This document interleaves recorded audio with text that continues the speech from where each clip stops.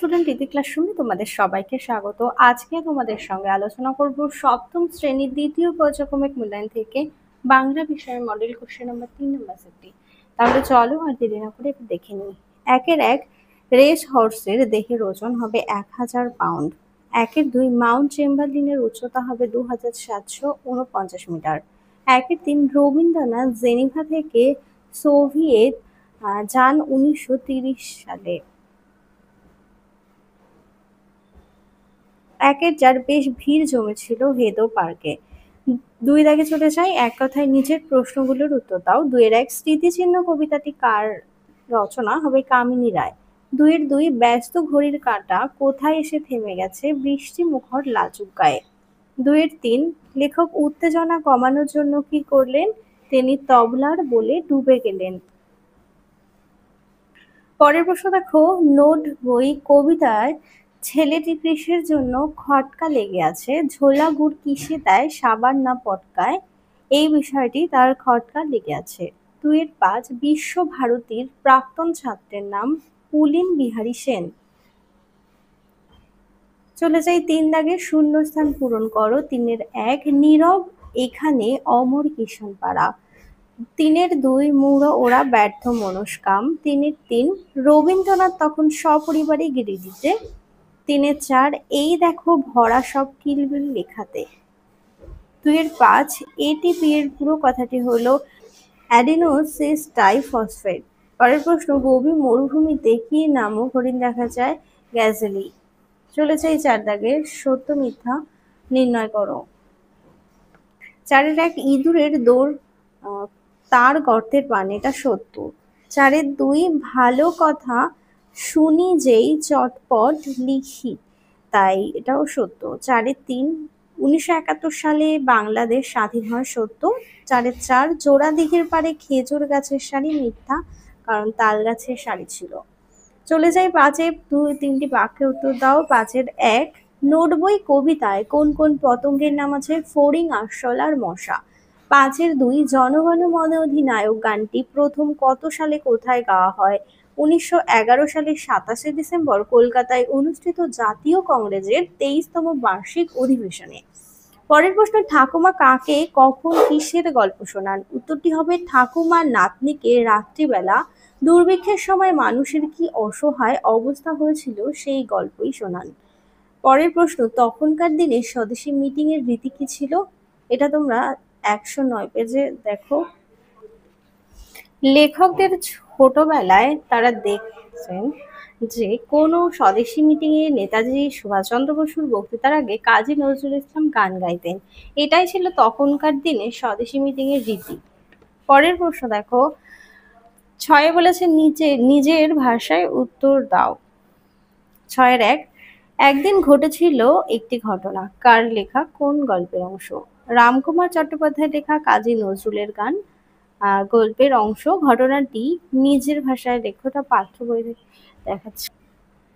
একদিন ঘটেছিল একটা ঘটনা, যাচ্ছি স্কুলে, যত এগোচ্ছি দেখছি হেদো পার্কের কাছে বেশ ভিড়। কি ব্যাপার বুঝতে না পেরে জিজ্ঞাসা করলাম ওকে। সবাই দেখলাম হেদোর কাছে ভিড় জমাচ্ছে। কেউ একজন বললেন, জানো না খোকা, আজ নেতাজি এখানে বক্তৃতা দিতে আসবেন। জায়গাটার নাম ছিল বিডন স্ট্রিটের কাছে সরকার বাগান। নেতাজি আসবেন শুনে দাঁড়িয়ে গেলাম। স্কুলের দিকে আর গেলাম না। একটু পরে আবার রোল উঠল, কাজী নজরুলও আসবেন। এই দুই প্রিয় মানুষকে এত কাছ থেকে দেখব কোনোদিন ভাবিনি। উত্তেজনায় আমি তখন টকবক করছি।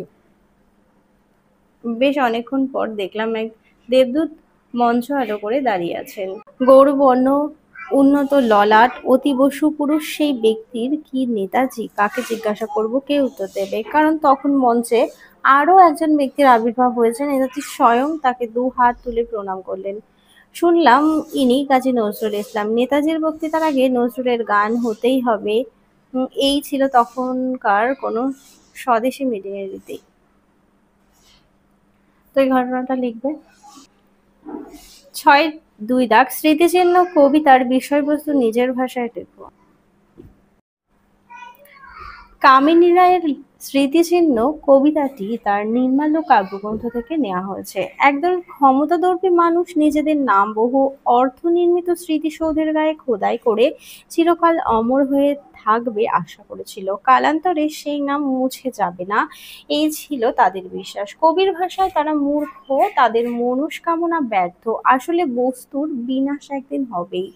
পাথর খসে পড়বে ভূমিতে, ভেঙে পড়বে অট্টালিকা, সেই ভগ্নস্তূপে চাপা পড়বে স্মৃতিসৌধ। শুষ্ক তৃণের মতো কালো স্রোতে ভেসে যাবে নামগুলো, কেউ রক্ষা করতে পারবে না। কিন্তু যারা মানব হৃদয়ের সিংহাসন অধিকার করেছেন, পরহিত প্রতি নিজের জীবন উৎসর্গ করেছেন, তারা কালান্তরেও চিরস্মরণীয় হয়ে থাকবেন। এই সমস্ত দরিদ্র মানুষগুলোর নাম আহ মানুষগুলো ছিল না কোনো সম্বল, ছিল না ইট পাথর সংগ্রহ করার মতো কোনো ক্ষমতা, অথচ তাদের রাজত্বই অক্ষুণ্ণ হয়েছে কালের নিয়মে। কালস্রোতে ধৌত হয়ে সেই নাম চিরকালের জন্য অমর হয়ে থাকবে। ৭ দাগে দিয়েছে দু একটি বাক্যে উত্তর দাও। ৭ এর ১, সং সপ্তাহে কতবার গ্রামে যায়? সং তো সপ্তাহে ৩ বার গ্রামের পোস্ট অফিসে যায়, তো এটা সপ্তাহে ৩ বার হবে। পরের প্রশ্ন, যে না খেয়েছে তার জন্মই বৃথা, কিসের কথা বলা হচ্ছে? মাকু বইয়ের ২১ নম্বর পেজে দেখো। এটি হবে দুষ্টু কালো খরগোশের কালিয়া যে না খেয়েছে তার জন্মই বৃথা।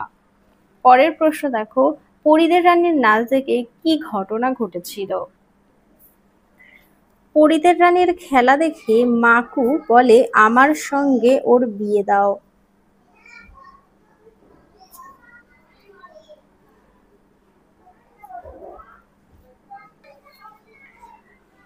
৭-৪ হোটেলের রোজ রাতের খাবার কি কি থাকে? স্বর্গের শুরুয়া আর হাতের রুটি। ৭-৫ স্বর্গের শুরুয়ার নামকরণটি কে করেছিল? জাদুকর। ৭-৬ টিয়ার রুমালে কিসের নকশা কাটা ছিল? এটা মাকুবের ১৫ নম্বর পেজে দেখো। এটা হবে বড় বড় গোলাপ ফুলের নকশা কাটা ছোট একটি রুমাল, তো বড় বড় গোলাপ ফুলের নকশা কাটা ছিল। এরপরে আছে সোনাটিয়া পুতুলের জন্য কিভাবে খাবার তৈরি করতো? কাদা দিয়ে ভাত আর গাঁদা ফুলের পাতা দিয়ে মাছ। এরপরে দেখো ৮-এ বলেছে ধনাত্মক শব্দ কাকে বলে? উদাহরণ দাও। ভাষা পাঠ বইয়ের ২৩ নম্বর পেজে দেখো। যেসব শব্দের মাধ্যমে কোনো বাস্তব বা বাহ্য বস্তুর ধ্বনি বা কোনো অনুভূতি গ্রাহ্য কোনো অবস্থার দৌতনা ফুটে ওঠে তাদের ধনাত্মক শব্দ বলে। যেমন উদাহরণে দেখো, ঢং ঢং। সঠিক বানানটি বেছে নিয়ে লেখো। অ ব নয় হুঁশি অবনী সঠিক, আর পুষ্প পয়স মূর্ধন্য ষয় পায় পুষ্পটি সঠিক। তাহলে চলো তোমাদের ৩ নম্বর মডেল সেটটি সমাধান করে দিলাম। ভিডিওটা ভালো লাগলে অবশ্যই লাইক করো। আবার দেখা হচ্ছে পরবর্তী আরেকটি ভিডিওতে।